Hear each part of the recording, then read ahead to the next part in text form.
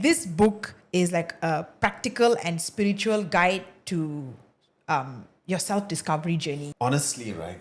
Screw it and just do it.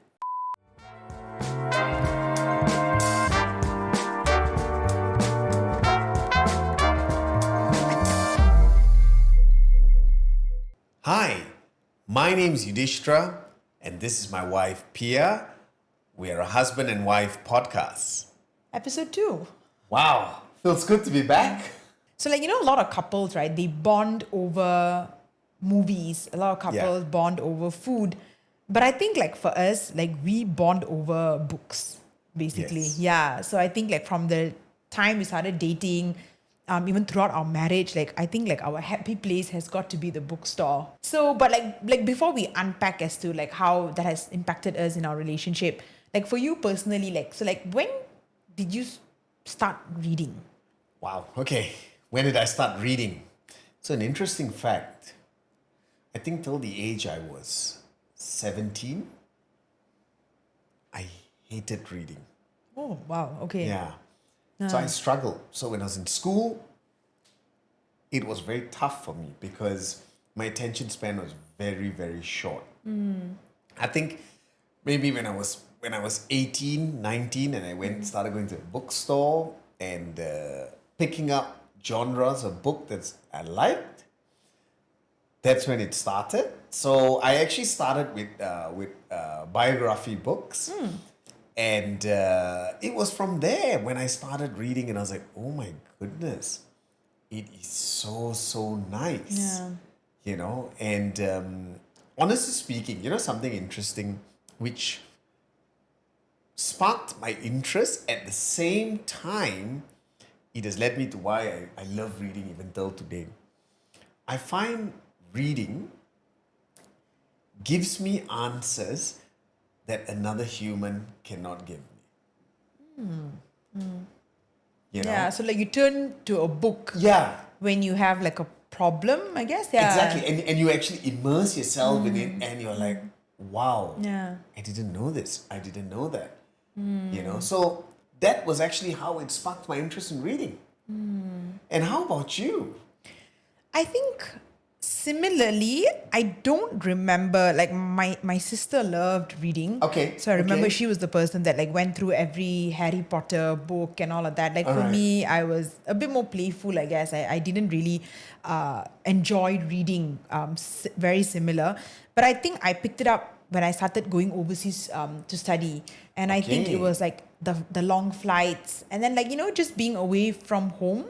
Sometimes you just start picking up new hobbies and you start discovering new things that you enjoy. And I really enjoyed going to the bookshops. I studied in the UK. I remember getting myself a cup of hot chocolate. And at that point of time, it was all about, okay, let's just go and get a cup of hot chocolate and sit and have a book. But eventually I genuinely, what you say, immerse myself in that. I would look forward to that ritual I would have every weekend to get myself a hot drink. It was cold there, to enjoy a good book. And then I guess, of course, venturing into entrepreneurship, you're absolutely right. Sometimes when I have a problem or I have a bit of a block, right? I actually turn to books as well. So would just figure out what is a must read about that particular topic. Say if I want to learn about marketing, or say Okay. I want to learn a little bit about social media, so that I would actually just figure out what is the book that I'm sure there are a couple of books that are the books for those topics and stuff, right? So yeah, I would say it's also something that gradually came into my life, but it's something that's a big part, and it's a big part of our marriage. Yeah. Absolutely. But just want to touch on something when you talked about reading, just to ask you in this question. So since you're young, was reading part of your life, or was it when throughout your university time, that's when it Throughout really university, for sure. Okay. Yeah, throughout Okay. university. Okay. So I Wow. would read and stuff, but no, not like now. Yeah. So Alright. definitely something that I picked up as I got older. Okay. Yeah. So this makes it really, really interesting. I think this is a very, very interesting thing. I guess we've got some similarities in when our interest in Yeah. reading started. You know. And I guess that's why it kind of was a big thing that bonded us together. Yes. Because I think we were both like in the height of it when we Exactly. got together, right? Exactly. So I remember like one of our dates was in Kinokuniya. Yeah. Yeah. Oh my goodness. So, we had this really interesting ritual, So we'll always go to Kinokuniya. And there's always this thing called, we'll do it as a Kinokuniya, and then we'll go to Dome. In KLCC. And I think what was really fun, when we used to go to Kinokuniya, how we will actually, first thing which is funny was before we enter Kinokuniya, we'll say, okay, you know what? We're maybe just going to get one book each. Or maximum 2 books. Maximum 2, right? And then we're going to, but then when we walk in, oh my goodness. We're just like dispersed. And I remember like you would usually always go towards the front part. So like if anybody knows Kinokuniya's layout, so essentially the finance, business related books are in the front part. Correct. And then as you go in towards the end of the shop is basically the books on relationships, psychology. And so like that's where I am. Yeah. And that's where you are. And then we'll meet like after an hour and then we'll both bring like 5, 6, 7 books each, trying to like tell the other person, justify why I need the book. And then I'm like, okay, it's fine, I understand, because I'm in the same position. Like, we just want validation that, okay, go ahead and buy it, Yeah. But so it's quite interesting how like, we also gravitate towards very different types of books. Yes, yeah, exactly. And I think if you remember this, when we were talking of, the book selection, right? So you were mentioning, how you would look at books about relationships and marriages, and I will look at like business, finance, and those sort. A lot of biographies as well, because you love reading biographies. Yeah. Do you remember? So we went in, and I went to take up. I think I took about 4 or 5 books, and then you took a couple of books. That would have been 4 or 5 around there. And we came back and we met. We were in Kinokuniya and we're like, hey. So show me what books did you get? Remember? But I think what was so nice, if you remember, book swap. We did the book swap, and the book swap, we did it even before buying it. So what it was, which is nice, so it's we looked at all the books I got, you looked at all the books you got, and then we decided to swap one each. Yeah. I think I took, and the book is in the house. It was on, I think it was on marriage. Yeah, like right? a book about the men and women perspective or something. It's Correct. a purple and yellow book. Yes. And for me I took the psychology of money. Ah. Yeah, that book. Yeah, so wow. interesting. Yeah. Interesting. Cool. And I think one more thing which is fun of this is that we'll buy the books, and we're always so excited, right? So we'll actually go down to Dome. Yeah. We'll choose one book each. And then halfway through reading it, oh my God, you should read this. Exactly. Yeah. And then we'll start reading, and that's and that's where the book marathon begins, you know. Yeah. So I just want to ask you, an interesting question is that how, which book played a very big impact in your entrepreneurship life? Oh, wow. Okay. So I guess from an entrepreneur and a career perspective, right? Yeah. So I think the book that really shifted me as a person is actually the book. It's called The Path Made Clear. It's actually here. So it's called The Path Made Clear by Oprah Winfrey. All right. So this book is written by Oprah, but it's essentially, it is a collection of all of her reflections drawn from her personal life, and also interviews with thought leaders like Deepak Chopra, Brene Brown. So essentially, this book is like a practical and spiritual guide to your self-discovery journey. That's how I put it. Yeah. So what I really liked, Oprah emphasized in this book about how each and every one of us, we actually have an inner voice. Yeah. And our job in our life is to listen to that voice, honor it, and to follow its calling. Yeah, so essentially each and every one of us, we have a purpose. So the book talks about how you have to sit still and listen to that voice. So it was actually really eye-opening to me. So when she was talking about the whole element about listening to your voice, it's about your intuition, right? All right. So I like what she says in the book, which is that if you listen closely, so it'll always start off with a whisper that's telling you, okay, you have to do this, or I think this is the right path for you, and you do venture into this career or whatever. But then if you don't listen to it, you choose to ignore that whisper, it then becomes louder and louder. And sometimes it becomes a very painful thing until Okay. you wake up and realize, and then it pushes you back onto the right path. So that's Wow. how she Okay. describes things in our life, right? So if Okay. you catch early on, if you're able to be so in alignment with your inner world, Yeah. you start making decisions that honor that calling, essentially, that is in Okay. alignment with your purpose. Okay. Yeah. So how that relates back to like entrepreneurship and career for Yeah. me is essentially I was at a crossroad in my life at the point of Okay. time when I actually picked that book up. I was actually torn between either I left my current job at that time. So I was Okay. torn between either setting up my own practice, which was Alright. actually the number 3. I had 3 options. Okay. It was actually number 3 to set up my own practice. Okay. Number 1 was to like go back and help my family in our family business. Okay. Number 2 was to like, look at another firm or join another company or, something else. Or third was to set up my own practice. But it was so funny. After reading that book, I just knew which one it was, which was essentially to I wanted to create a life, like what Oprah said, to create a life not just of success, but also of significance. Wow. Yeah. So essentially, yeah. I have a question. I just want to touch on that. When you said Oprah talks about the different or the different noises that Yes. you would So hear. it starts with a whisper. Yes. Yeah. At which stage were you at? Before you took that. Was it a whisper or was it a painful thing? I would say it was quite of a painful thing. Yeah. So I Okay. think like a catalyst to me setting up my firm has a lot to do with like my at that point of time I was just coming out of a very serious relationship and Okay. it was a very I would say a very dark time in my life, but Alright. it came at the right time. So it was a painful thing to wake up to. It was a painful wake up call, but I guess it was like I needed that because that was the catalyst for me to set up my firm because I wanted to set up a family law firm where people felt heard and seen. Like we don't just offer legal advice, but we go beyond that, right? Yeah. So essentially it was because I read the book and because it had such a profound impact on me, like I wanted to ensure that whatever career I did, that it actually impacted someone's life. It wasn't just solely because I needed to make money out of it, if you get what I mean. The purpose was really, really strong.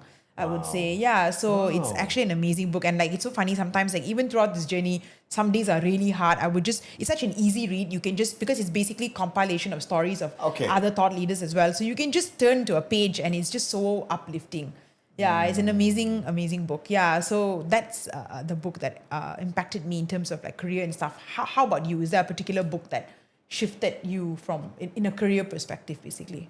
Okay, to be honest, there is actually one book, and it's actually literally here. It's the book Richard Branson, Finding My Virginity. Honestly speaking, this book played a huge part in my journey of entrepreneurship. First thing that I loved about this book, it was such an easy read. It was so easy to understand what Richard was trying to share and talk about. From reading this book, it actually inspired me to start off my first venture. This is a couple of years ago while I was in the corporate world, and that was actually running a clothing line. Oh, yes. You know, I don't even remember. It was called Mason Fratelli. And I still remember, I read this book and I wanted to do some form of business. I wanted to try something out. I didn't know what. And then I just thought about, hey, I don't like shopping. How nice if I had a clothing line that I don't need to buy. You just know what you want. I just know what I want. And that was how it started. I actually, rang a friend of mine and said, hey, let's do this. We got a few, group of us together. How five many of of us? us? 5 It was of you. 5 of us. And we actually literally put it up. We got the brand, we got it, we started selling and all. Wow. And we did I a think couple you of still lines. wear the shirts. At I times. It's still very do. nice. Yeah. I still do. We did a couple of lines and then it was the first business that I started. I mean, I don't have it anymore, but that was the spark that planted that interest in me to go into entrepreneurship. Was there any particular thing in the book that really, like, that you carry with you till today? Honestly, right, it is screw it and just do it. Oh, that's from Richard Branson. That's as from well. Richard Branson. Yeah. And Okay. don't Screw overcomplicate it, just do things. it. Yeah. Screw it, just do it. And that's how it all began. How about like from like marriage and from like relationship, from a marriage and Okay. relationship perspective? Yeah. Is there a particular book that I can see There is right there. I've So I'm actually guessing I brought it it's- up here. Yeah. It's actually the book Men from Mars and Women from I think that's like the Venus. second edition, I This is the think, second yeah. edition. I think there's two editions from this, and honestly, this book was really really good. We even spoke about it on our wedding dinner. Yeah, We actually, actually, yeah. I took an excerpt from the book and shared. Yeah. But honestly, I found this book gave me a very good perspective on how men think and how women think. And I mean, for me, I grew up in a family of all boys. So generally, the way we would think it's the right way, Yeah. in how we deal and handle stuff. But when I was reading this book, I was mind blown because it highlighted so many things that we encountered at the Yeah. start of our relationship, Yeah. as well as of our marriage. And I was like, oh my goodness. It's funny because the book highlights a situation. I'm like, definitely we have encountered that situation. Yeah. And he talks about the men approach, and that's exactly What how you I would would have have handled it. approached it. But what is nice about the book is he explains, hey, you should look at it and see this is how it's been done from a man's perspective and how it is from a woman's Yeah. perspective. So you kind of know that it's not personal. Exactly. It's just in a way like biology, right? Exactly. Yeah. And it's so funny, like you mentioned that, you grew up in a home full of boys. Like for me, it's the opposite. Like I grew up in Yeah. a home, like mainly it's all girls, Okay, right? yeah. So like we're all about the feels and Yeah. talking, sharing about how we feel and all of that. And like I remember it used to be quite foreign for you to Correct. hear conversations like that I would have with my mom and my sister. And then like for me, it was foreign to hear conversations that you would have. But then I guess like that's where you kind of learn that the truth of it is that it's more biology than anything. Absolutely. But interesting enough that you mentioned, so like we talk about books on relationships and stuff, right? So from like a relationship point of view, like yes, men from Mars and women from Venus.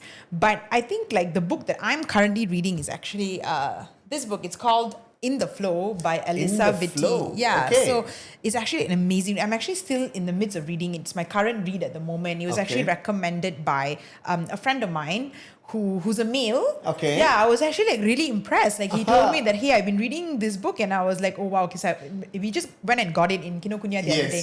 Yes. Yeah, so we went and got it recently. So this book is amazing because basically Alyssa, the writer, so she challenges the idea that we are not supposed to operate in the 24-hour routine that men have. So in Okay. other words, so like men work in a 24-hour routine, Yeah. whereas women, we are actually on a 28-day cycle.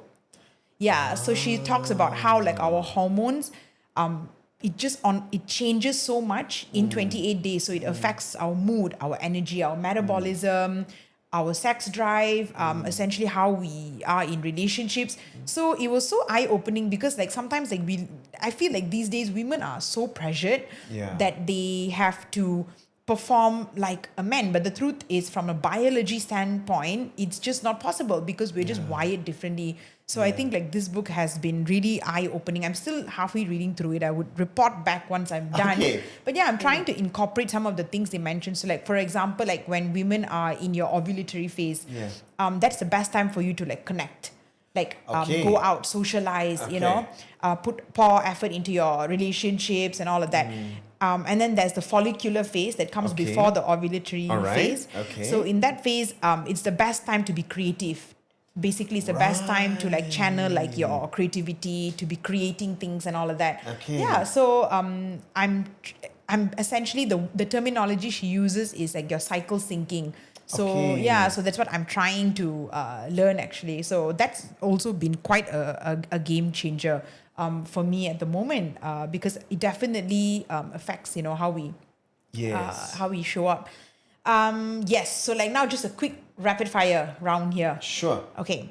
What is a book that you would give to your younger self? A book that I would give to my younger self. Definitely Richard Branson, Branson. Finding My Virginity. Ah, nice. Okay.